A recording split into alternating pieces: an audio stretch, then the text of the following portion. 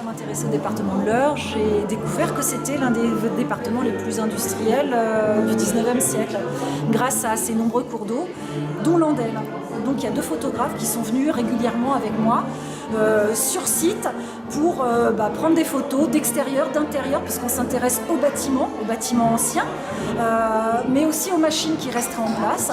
Il y a tout aussi l'aspect patrimoine immatériel, du savoir-faire, du geste. Ce qui était intéressant dans cette vallée, c'est à la fois la densité de cette industrie, puisqu'en fait c'est une industrie qui s'est vraiment développée au 19e siècle, mais qui a commencé, même pour les plus anciens, les moulins les plus anciens datent de l'époque médiévale.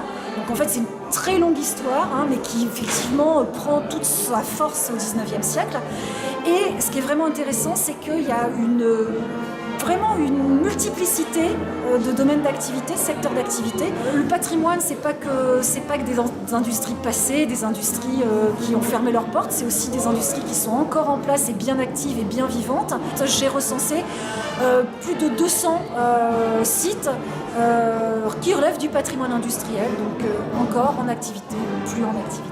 Aussi à la dimension sociale qui est importante, c'est que c'est des industries, mais c'est aussi l'histoire de la classe ouvrière. Et en fait, c'est une vallée dans un cadre rural, mais entièrement industriel. Donc avec des sites majestueux dans une végétation bucolique. Une exposition sur le patrimoine industriel et sur l'histoire ouvrière de la vallée dans un lieu créé avec des fonds privés d'ouvriers qui se sont réunis pour s'offrir un lieu de loisirs, c'est parfait. La boucle est bouclée.